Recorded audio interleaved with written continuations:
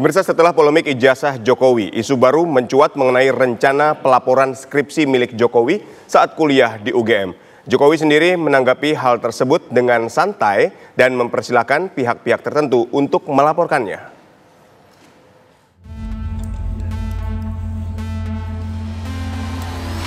Setelah ijazah Presiden ke-7 Joko Widodo dipersoalkan, kini isu baru kembali mencuat mengenai rencana pelaporan terkait skripsi milik Jokowi semasa kuliah di Universitas Gadjah Mada. Terima kasih, Bapak. Joko Widodo sendiri menanggapi dengan santai isu pelaporan skripsinya. Jokowi bahkan berseloroh, selain skripsi silakan saja kakak miliknya dilaporkan. Atas berbagai tudingan terhadap dirinya, Jokowi menyatakan akan melayaninya.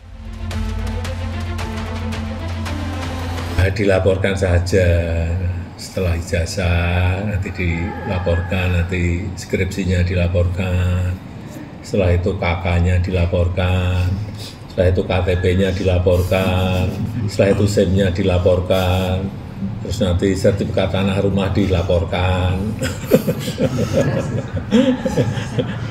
Tak layani dengan baik. Sebelumnya, beberapa waktu lalu Rizwan Sianipar, pakar digital forensik, dimintai keterangan di Polda Metro Jaya terkait pelaporan yang dilakukan Jokowi.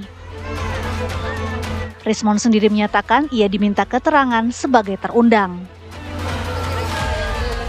Sebanyak 97 pertanyaan diajukan penyidik, salah satunya mengenai metode ilmiah yang digunakan saat meneliti ijazah dan skripsi Jokowi. Juga dengan sejumlah video saya di akun saya di Bali G, akun YouTube Bali G Academy, di mana saya mengkaji, menganalisa lembar pengesahan dan skripsi, lembar pengesahan skripsi dari Pak Joko Widodo ya, terkait dengan algoritma yang saya gunakan, metode-metode ya. Jadi saya ya terangkan sedikit yang dibutuhkan gitu, Pak. Terkait tudingan ijazah palsu, Direktorat Tindak Pidana Umum Bareskrim Polri telah memastikan bahwa ijazah sarjana milik Jokowi dari Fakultas Kehutanan adalah asli. Tim TV One mengabarkan.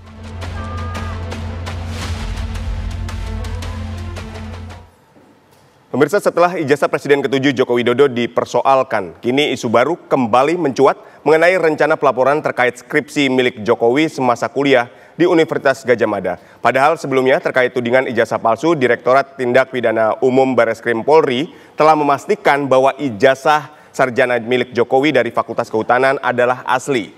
Apakah kepolisian akan menerima jika skripsi Jokowi dilaporkan? Kami akan membahasnya dengan pakar hukum pidana dari Universitas Indonesia, Cudri Sitompul. Selamat sore, Bang Cudri. Selamat sore, Mas.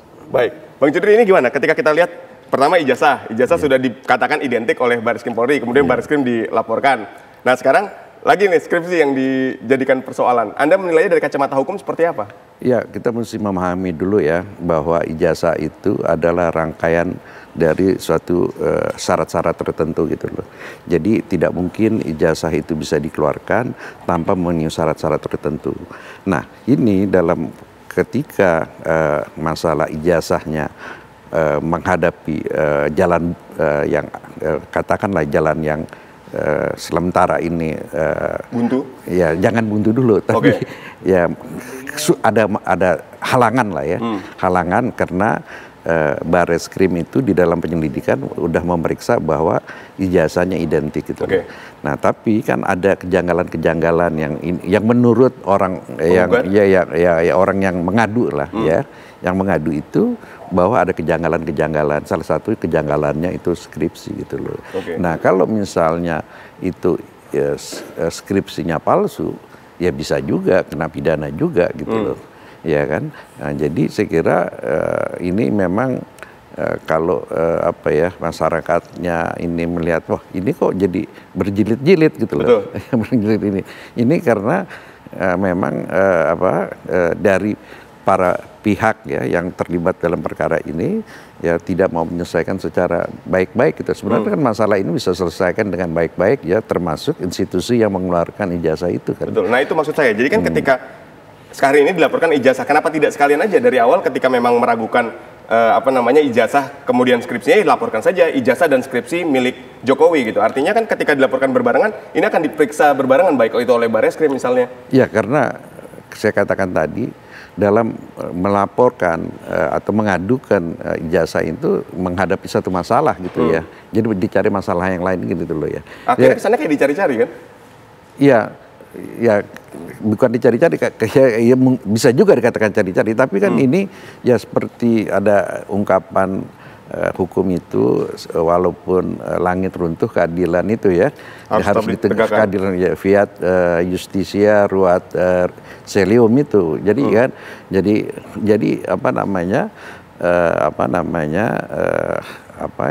kita bisa mengerti kalau ada orang yang tidak puas terhadap itu gitu ya.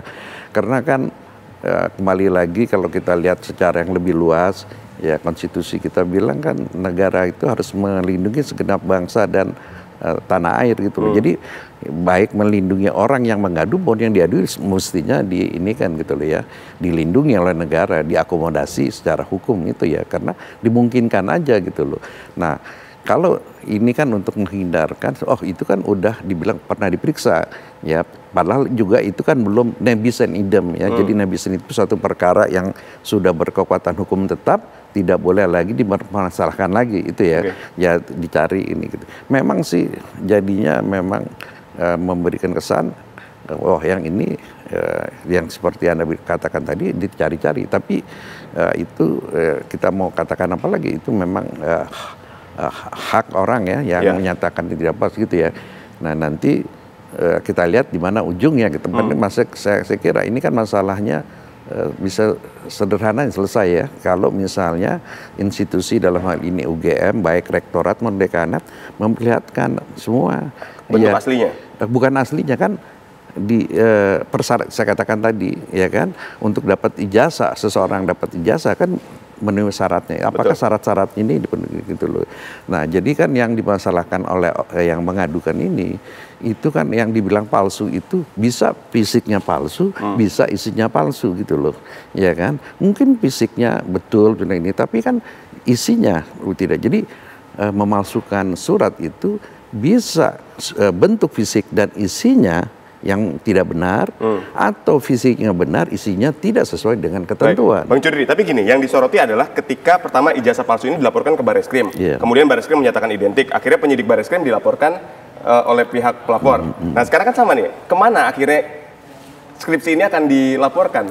Sedangkan yang misalnya katakan ke Barreskrim pasti sudah tidak percaya, karena Barreskrim saja dilaporkan. Jadi mereka yang melaporkan ini cara berpikirnya bertahap. Kalau misalnya skripsinya tidak benar, pasti ijazahnya tidak benar. Gitu. Itu yang yang mau dicari gitu loh ujungnya. Kalau ini kan sebenarnya kalau ditanya ujungnya, ya sebenarnya katakanlah orang yang mengadu itu tidak percaya dengan ijazahnya Jokowi, itu aja masalahnya gitu loh. Nah itu jadi karena ini tidak ada penyelesaian, maka ini kan dicari peluang-peluang yang ini, karena hukum itu memungkinkan untuk itu gitu ya, untuk menempuh jalur itu. Baik. Gitu. Jadi memang ini dimungkinkan. Nah sekarang kalau kita katakanlah ijazah ini misalnya nantinya memang masuk dumasnya gitu ya, masuk dumasnya, kemudian seperti apa metode yang akan digunakan? Apakah sama dengan ijazah misalnya membandingkan dengan 3 ijazah milik teman Jokowi? Nah ini juga akan sama metodenya atau justru dicari metode penelitiannya dari skripsi Jokowi? Pemalsuan itu di dalam Kitab Undang-Undang Hukum Pidana diatur di dalam 263, 264 dan 266. Itu yang orang yang membuat surat palsu, memalsukan surat, yang menggunakan surat, atau dia memberikan keterangan terhadap suatu surat yang tidak benar di depan publik, pejabat publik gitu loh. Jadi ada 3 hal ini. Nah, jadi yang saya katakan tadi ya, pasal 263 itu kan ada 2 bentuk, membuat palsu dan memalsukan surat. Nah, kalau membuat palsu itu, membuat surat palsu tidak ada aslinya. Kalau memalsukan surat, ya kan, aslinya ada dibandingkan dengan yang aslinya. Nah, mestinya kalau misalnya mau dilihat ijazah ini palsu atau asli, ya atau identik, mestinya kan sama. Ijazahnya yang dipalsukan itu adalah ijazahnya yang asli itu gitu, bukan ijazahnya orang. Ya kan? Ya. Nah, ini kan yang dibikin yang jadi masalah itu ijazah yang diperiksa, yang diidentik itu bukan ijazahnya Pak Jokowi, tapi ijazahnya pihak lain gitu loh. Mungkin saja ya secara ini dikatakan kertasnya sama, ya tintanya sama, ini sama. Tetapi isinya betul nggak yang dikatakan yang ini? Ya, tadi saya katakan kan surat palsu itu bisa fisiknya tidak betul, bisa juga isinya tidak sesuai dengan aturan. Katakan pejabatnya membuat betul, tetapi dibuat tidak sesuai dengan aturan. Nah, karena itu ada yang menyatakan ini kan mestinya ranahnya ke PT UN. Bisa aja PT UN dibawa untuk menyatakan bahwa ini kan domainnya atau ranah hukum administrasi negara. Itu bisa aja diperiksa. Tapi kan dibilang sudah lewat waktu. Menurut saya sih nggak lewat waktu, karena ada surat edaran Mahkamah Agung nomor 13 tahun 2015 yang memperbarui SEMA nomor 2 tahun 91 bahwa 90 hari itu apabila pihak yang tidak ditujukan di dalam keputusan negara merasa dirugikan, dia tahu dirugikan itu sejak 90 hari gitu loh. Tapi kalau misalnya ini dibawa ke PT UN, menurut saya sih masih memungkinkan. Tapi jadi menurut Anda ini lebih tepat dibawa ke ranah PT UN, bukan ke pidananya? Bukan pidana, karena kata dianggap, kan ini dikatakan kalau fisiknya itu benar, yang isinya tidak sesuai dengan aturan, yaitu memang ranahnya PT UN. Tapi kalau misalnya fisiknya tidak benar dan isinya tidak benar, yaitu pidana gitu loh. Nah, mungkin kalau mau dicari penyelesaian, karena ini kan mereka ini tidak mau bermusyawarah, ya kan? Kalau misalnya musyawarah kan selesai gitu loh. Karena ini masing-masing pihak merasa benar, ya memang harus diproses di pengadilan, di mana yang benar gitu loh ya. Nah, sekarang kalau dilihat dari dua masalah ini, mestinya ya bisa aja diuji ke PT UN gitu loh ya. Ya, jadi kalau dibilang sudah lewat 90 hari seperti di pasal 55 Undang-Undang PT UN, itu enggak, karena menurut SEMA itu 90 hari sejak orang itu merasa dirugikan. Nah, sekarang kan mesti kita ini dulu cari tahu dulu, setiap perbuatan yang merugikan, kan ada orang yang perbuatan dan ada orang yang berbuat merugikan dan ada yang dirugikan. Dalam konsep ini siapa yang dirugikan? Nah, ini kan masyarakat, karena ini domainnya publik. Jadi kan kalau kita lihat lagi yang lebih luas, kalau kita negara itu kan sebenarnya seperti ada perjanjian ya, kontrak sosial antara warga negara dengan negara. Iya kan? Negara itu ada pengurusnya, bisa legislatif, eksekutif, yudikatif. Nah, siapa yang membuat pihak yang ini adalah warga negara biasa gitu. Nah, ketika di dalam pemilu ini, itu kan sebenarnya para pihak itu adalah panitia dalam itu KPU, ya, karena konstitusi sudah mengatur memang KPU yang memverifikasi administrasi di awal kan? Gitu loh. Tetapi KPU ini kan dia mewakili dari masyarakat. Jadi kalau ada sebagian dari masyarakat itu bisa. Ini yang kita bilang gugatan perwakilan atau class action ini, ya kan? Dia mewakili banyak orang gitu loh. Dia merasa. Jadi di dalam konteks yang katakan bahwa negara melindungi segenap bangsa dan tanah air, itu diungkapkan di dalam pasal 28D konstitusi. Ya, setiap warga negara dijamin, dilindungi dan dapat kepastian hukum yang fair di muka hukum. Jadi yang kita kenal ini equality before the law. Jadi equality before the law di dalam konteks Indonesia ini udah diatur hak asasi sebagaimana diatur Undang-Undang Dasar. Nah, jadi saya kira semua orang itu harus diperlakukan sama dengan itu. Nah, jadi saya kira seperti kalau kita kembalikan kepada penyelidikan Bareskrim, ini kan sebenarnya kontroversi karena di dalam KUHP itu memang tidak diatur mengenai penghentian penyelidikan, dan penyelidikan ini diatur di dalam penyidikan. Jadi di dalam bab penyidikan itu didahului dengan penyelidikan. Ya, kalau di dalam sebelum KUHP itu di dalam hukum acara sebelum KUHP itu di dalam HIR itu kita sebut ini opsporing atau onderzoek. Ya, jadi opsporing atau onderzoek itu kalau kita terjemahkan itu adalah persangkaan gitu loh. Jadi sekarang setelah atur di KUHP itu dibedakan antara penyelidikan dengan penyidikan. Padahal ini sama-sama investigation. Nah, jadi dalam investigasi atau investigation itu ada preliminary investigation atau initial investigation. Apa itu initial pre-investigation itu? Yaitu usaha-usaha dari aparat hukum sebelum melakukan upaya paksa terhadap pemeriksaan ini. Dan semua sebelum dikatakan dimulainya penyidikan atau pro justisia, maka itu masih bersifat belum bersifat memaksa, mengikat semua pihak gitu loh. Artinya ketika masih penyelidikan tidak boleh dihentikan. Kalau sudah penyidikan baru boleh. Di dalam KUHP itu sendiri, ya kan, penyelidik dan penyidik sama-sama boleh menerima pelaporan dan pengaduan. Nah, tetapi selama 40 tahun lebih, ya, kalau orang mau mengadu terhadap suatu tindak pidana, dia tidak bisa langsung lompat ke penyidikan dilalui ini, ya kan, karena dianggap nanti merepotkan gitu loh. Di dalam pelaksanaannya diaturlah oleh peraturan kepala kepolisian, harus penyelidikan. Nah, tetapi di dalam KUHP itu, ya kan, ini yang menjadi kontroversi gitu loh.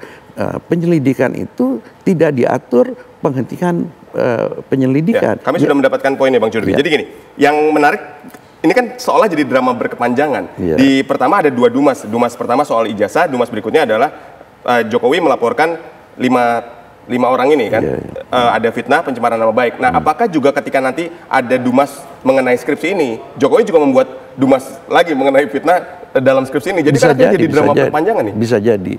Bisa jadi kalau Pak Jokowi tidak menerima gitu. Tetapi saya mau jelaskan dulu ya, di dalam KUHP itu sebenarnya hanya dikenal pelaporan dan pengaduan. Kenapa ada laporan dan pengaduan? Karena di dalam hukum pidana material itu ada pidana biasa dan pidana aduan, telah delik.